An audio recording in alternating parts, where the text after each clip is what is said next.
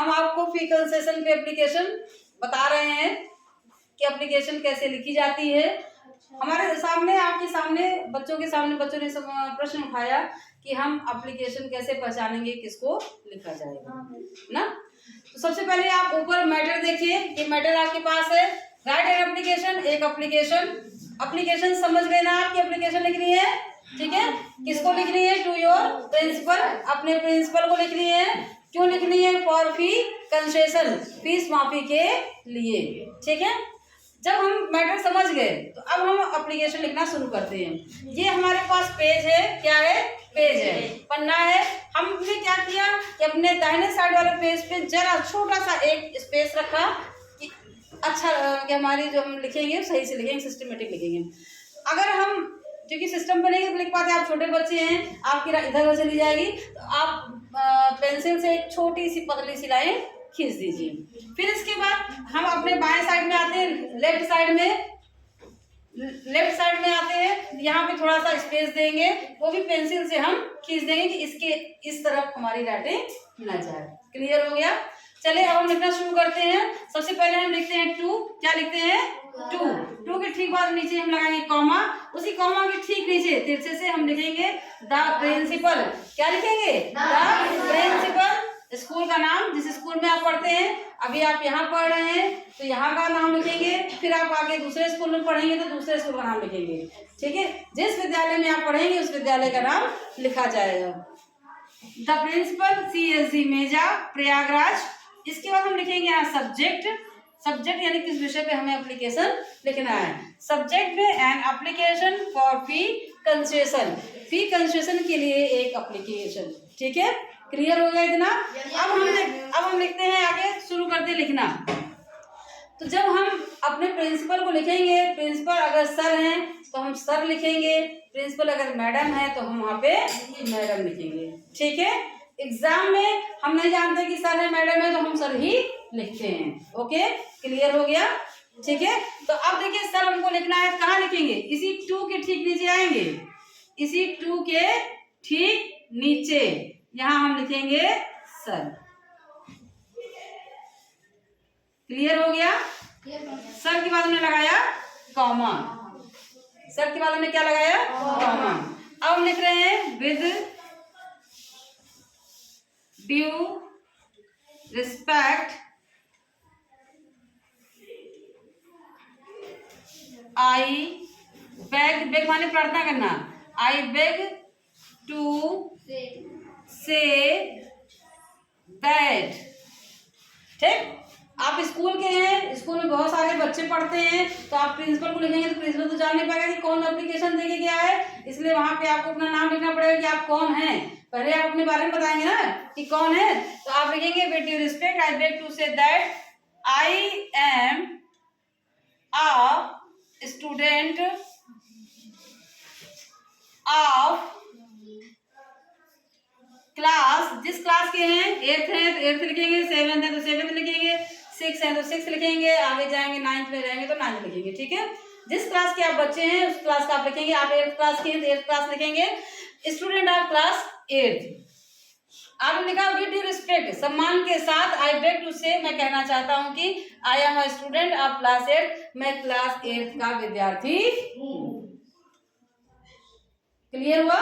जैसे हम कहीं जाते हैं तो सबसे पहले ना परिचय देते हैं ना कि घुस गए उसके घर में। अनजान जगह में जाते हैं तो पहले परिचय देते हैं, परिचित जगह में भी जाते हैं तो नमस्ते करते हैं ना, ये पैर छूते हैं। उसी प्रकार से जब हम कोई चीज लिखते हैं अपनी बात को रखने के लिए तो हमें अपना परिचय देना पड़ता है कि हम कौन है।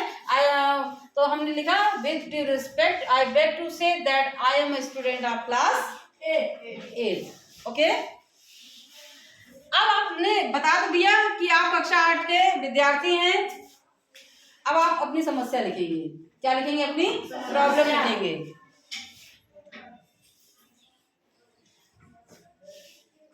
आई वांट टू से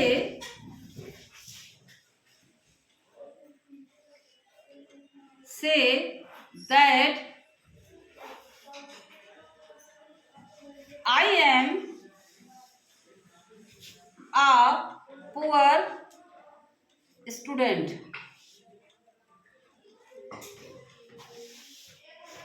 My father is a farmer.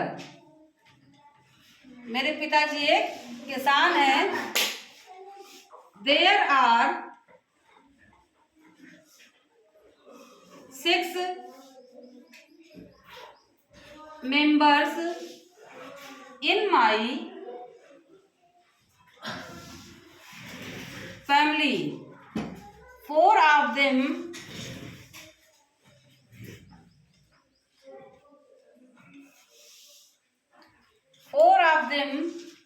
are student.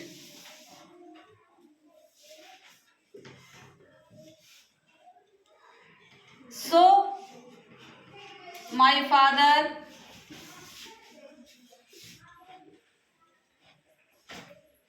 cannot afford my school fee. So my father cannot afford my school fee. I am the best boy of my class. मैं अपनी क्लास का सबसे अच्छा बच्चा हूँ. I am the best boy of my class. मैं अपनी class का अच्छा बच्चा हूँ. I got first position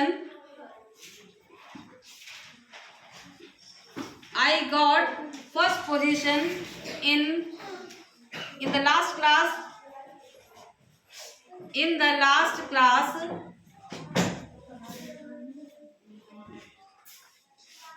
class 6. ठीक है. अब अंतिम कक्षा 6 में मैंने अच्छी पोजीशन प्राप्त की थी. I am a good player also. I am a good player also. ठीक है. आपने इसमें बताया with respect. I beg to say that. Respect के साथ मैं कहना चाहता हूं कि मैं क्लास 8th का स्टूडेंट हूं.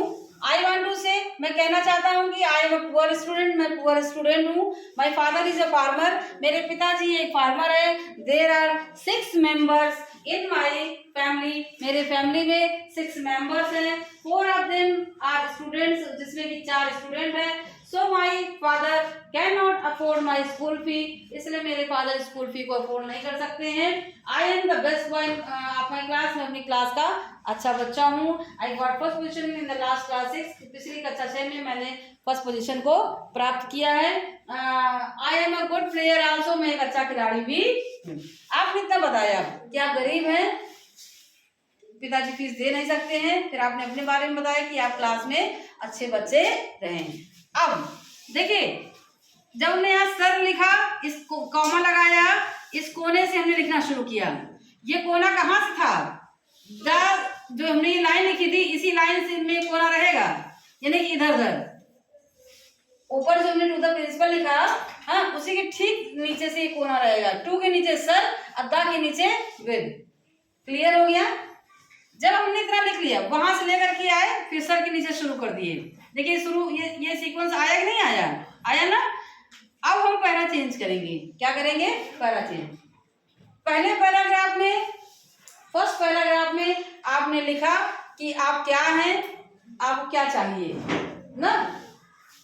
अब दूसरे पैराग्राफ में आप रिक्वेस्ट कर रहे हैं ये चीजें हमारी हो जाए. अब लिखिए देयरफॉर. विद के ठीक नीचे, विद के ठीक नीचे देयरफॉर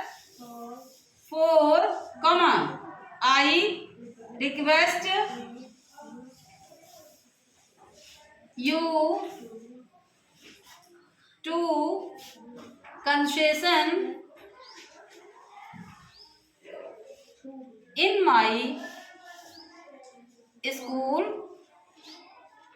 fee. इसलिए मैं आपसे रिक्वेस्ट करता हूं कि आप मेरे स्कूल फीस में कंसेशन कर दीजिए. क्लियर? इसके बाद आप ठीक फिर इसी के नीचे आप लिखेंगे thank I will be highly obliged। हाँ, आई वर्ड शैल आता है, आई शैल भी, लेकिन जब बहुत ही ज्यादा कोई चीज होती है तो विल भी लिखा जाता है। ठीक है, मैं आपका बहुत आभारी रहूंगा, नहीं लिखते हैं I will be highly obliged to you. ठीक, अब देखिए डेट डालेंगे, डेट ठीक सर के ठीक नीचे, सर के ठीक नीचे आप डेट डालेंगे।